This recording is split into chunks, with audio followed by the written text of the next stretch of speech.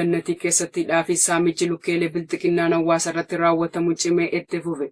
Jaalwabii biyyaa dabalata qaba. Godina Horroo Guduruu Wallaggaa aanaa Jimmaa Gannatii ganda Gidaamii Daabshoo keessatti gaafa adoolessa 21/2026 sirna dhableeyyiin ergamtoota bilisiginnaa harmootii hedduu ta'an ukkaamsanii hidhaatti darbachuun dararaa jiraachuu jiraattonni gandichaa arraata biyyoolessa Oromiyaatti himaniiru. Harmooliin garee dhala namaaf gara laafina tokkollee hin qabne kanaan qabaman keessaa muraasni maqaan isaanii nugee aadde Miimmii haadha ilmaan jahaa fi aadde Loomee Margaa jedhamtu maqaa abbaa warraa keessantuu milishaa keessaa badee jedhuun yakkaniidhaatti darbachuun dararaa kan jiran ta'uun ifoomeera. Oduu biroon immoo aanicha guutummaa keessatti ergamtoonni bilisiginnaa gibira daldaltoota hundarratti gadi aanaa qarshii 50,000 fi olaanaa immoo 100,000 irratti fe'uun daldaltoonni akka itti hojjetannee jiraannu nu dhabsiisee rakkoo ulfaataa keessa jirra jechuun dubbataniiru.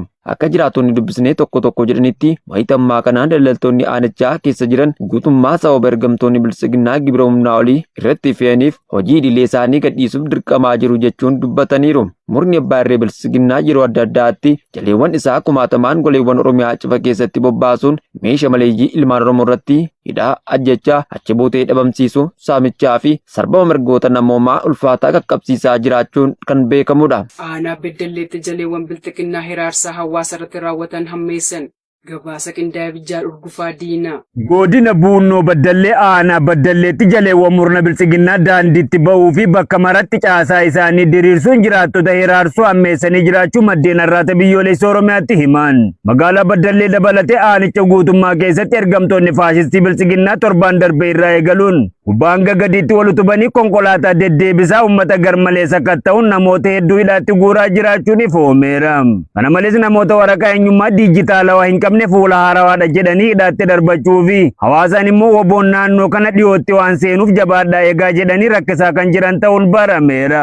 Namoonni baay'inaan 200 ol ta'an waajjira poolisii magaalaa Baddallee kutaa dhiphaa ta'e keessatti hiraarfamaa jiraachuu fi namoonni maallaqa qaban immoo jaleewwan bilisiginnaaf maxxaa guddaa kaffalanii ba'aa kan jiran ta'uun ifoomeera. Aanaa Bookee keessatti waraanni Abiy Ahmed uummata nagaa qeerraa buqqisuu fi duguuggaa sanyiis raawwatan. Guutuu gabaasichaaf Jaal Amartii Oromoo. Ba'a Oromiyaa godina lixa Harargee aanaa Bookee ganda Madarraa Araddaa Biyyoo Jaarroo jedhamuun beekamutti shiftoonni waraana Abiy Ahmed uummata nagaa ajjeesuu akkasumas qe'ee irraa buqqisuu fi hidhaatti dararaa jiraachuu jiraattonni aanichaa arraata biyyoolessa Oromiyaatti himanii jiru. Jiraattonni yaada isaanii ONM'f akka himanitti waraanni bilisiginnaa kanneen maqaa sakattaa wobootti qabachuun guyyuu qe'ee uummata nagaa goolan torbee tokko dura adoolessa 9/2026 namoota ajjechaa suukanneessaan irratti raawwatame keessaa Caalaa Dinoo, Alamziyaad, Siraaj Dinoo, Nuuree Hassan, Roobsan Abdallaa Uusoo kanneen jedhaman magaalaa Bookee bakka Aroo jedhamutti haala suukanneessaan ajjeesanii gatuu fi namni Qaasim Aliyyii Ajii jedhamu ammoo madoo ulfaataan irra gahee wayita ammaa haala yaaddessaa keessa jiraachuu dubbatu. Aanicha gandoota baadiyaa garaa keessatti murni faashistii bilisiginnaa tarkaanfii woboon shiftoota PP irratti fudhatu ordofuun tajaajila hawaasaa kanneen akka neetwoorkii balleessuun uummata naannoo sanaa qe'ee irraa buqqisaa jiraachuun dabalataan gabaafamee jira. Aanaa Beekii keessatti ergamtoonni bilisiginnaa daldaltoota Jimmaa irratti saamicha raawwachaa jiraachuun barame.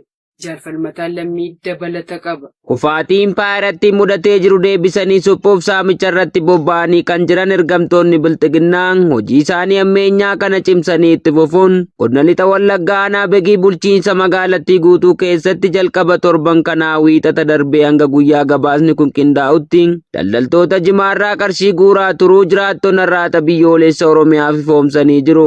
Akka jiraattonni jedhanitti Jimaa peestaalii tokkotti qarshii 300 keessaa tokkotti immoo 3,000 kan fuudhan ta'uu fi walumaa galatti qarshii 300 guuraa jiraachuun jiraattonni itti dabaluun eeranii jiru.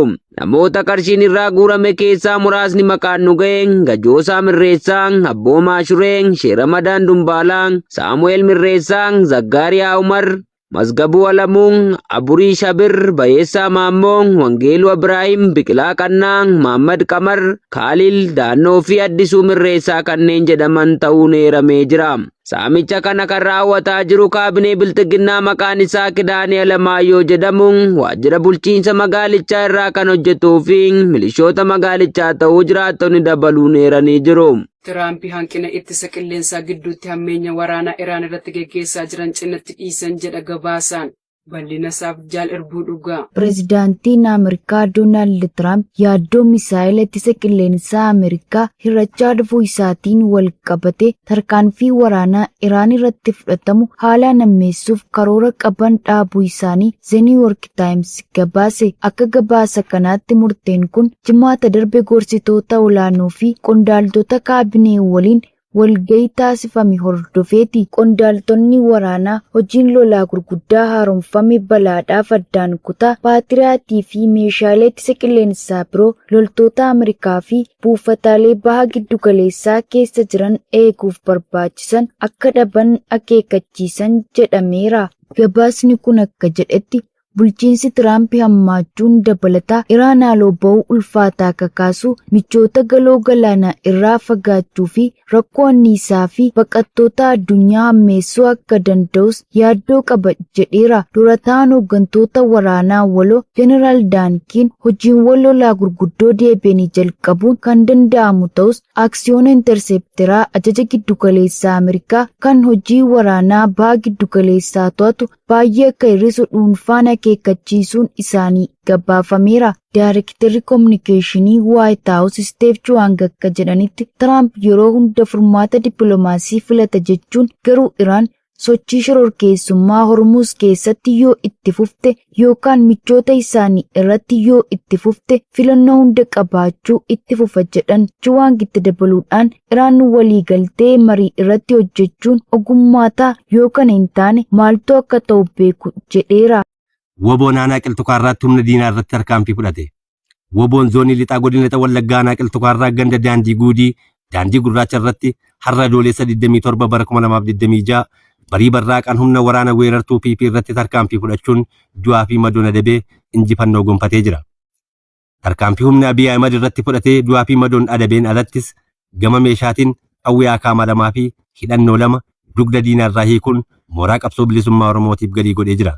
Tarkaanfii woboon humna diinaa irratti fudhatu jabaateetti